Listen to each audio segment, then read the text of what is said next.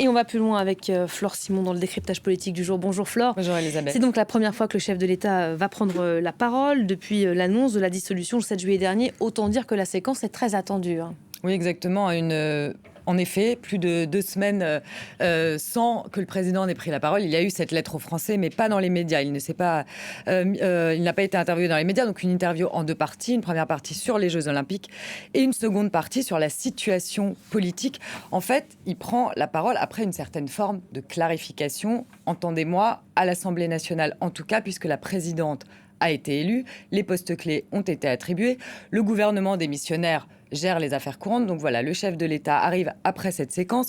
Il devrait donc appeler de nouveau, comme il l'a fait hier, à une trêve politique et olympique pendant ces Jeux. On imagine bien que rien ne va bouger du côté du gouvernement et du Premier ministre jusqu'à la fin des Jeux Olympiques. Et Macron, il veut aussi montrer que malgré un certain flottement politique, puisque le gouvernement, je le rappelle, est démissionnaire, il peut quand même assurer un événement majeur et d'une ampleur aussi importante que les Jeux Olympiques. Donc il risque ce soir, le chef de l'État, de se positionner en rassembleur. Place aux Jeux.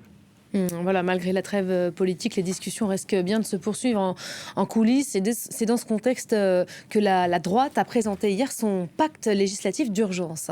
Oui, Laurent Wauquiez, président de la droite républicaine à l'Assemblée nationale, et Bruno Retailleau, le président du groupe au Sénat, ont présenté hier 13 propositions d'urgence pour éviter, disent-ils, le blocage du pays, avec 3 axes principaux, des axes de droite, l'autorité, la relance de l'économie et le renforcement des services publics. En fait, la droite, ce qu'elle veut aussi avec ce pacte législatif, c'est montrer finalement son sérieux, son souci de l'intérêt général face à une Assemblée nationale extrêmement morcelée, extrêmement divisée, qui, on le voit, a du mal à se mettre en ordre de marche. Le groupe Ensemble pour la République, avec lequel, donc emmené par Gabriel Attal, avec lequel la droite espère bien pouvoir voter certains de ces textes, a d'ailleurs réagi en saluant une attitude constructive.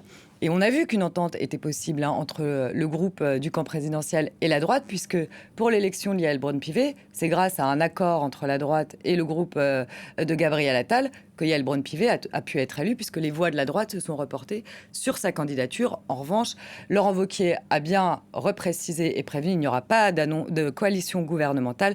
Lui, il veut rester indépendant. Ce qu'il vise, le patron des Républicains, c'est surtout 2027. Un mot de ce qui se passe à gauche, Flore. Une proposition de loi visant à abroger la réforme des retraites a été déposée par le NFP qui estime qu'il y aura majorité suffisante. Avec les voix du Rassemblement national, puisqu'on a vu encore une fois lors de l'élection de la présidence de l'Assemblée nationale, puisqu'on a vu que la gauche n'arrivait pas à élargir son socle. Et de toute façon, ce matin, par la voix du député Laurent Jacobelli, on sait que le Rassemblement national votera pour l'abrogation de la réforme des retraites. C'est quand même une déconvenue pour la gauche. Premier texte déposé qui passe avec les voix de l'extrême droite, c'est pas forcément dans ses calculs pour des coalitions. Mathilde Panot, la chef de file des députés insoumis, elle a réagi en disant ce matin sur une radio concurrente que finalement le Rassemblement national fera ce qu'il veut. À défaut d'être entendu sur le nom d'un Premier ministre, de s'être entendu, le nouveau Front populaire, et la déception des électeurs qui, on l'imagine, est grande autour de ça, elle veut montrer la gauche qu'à l'Assemblée nationale, elle peut récolter un nombre de voix suffisant, elle peut appliquer des mesures phares, en tout cas faire voter des textes sur des mesures phares de son programme, dont l'abrogation de la réforme des retraites est un peu le fer de lance. Mais pour François Ruffin, proposition de loi ou pas, François Ruffin, ancien insoumis, qui a quitté donc les rangs du mouvement, pour lui, le nouveau Front populaire, c'est déjà trop tard. Écoutez-le. Là, c'est trop tard.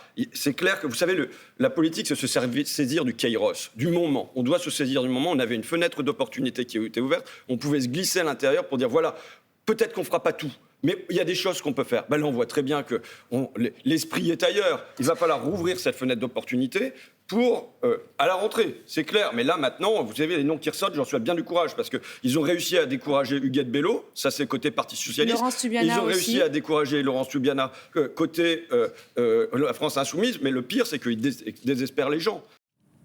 Le désespoir des gens, il n'est pas si loin que ça. François Ruffin, dans un sondage paru aujourd'hui dans le Figaro, sondage Odoxa, on voit que plus de 8 Français sur 10 ont une mauvaise image des partis politiques, notamment depuis cette dissolution.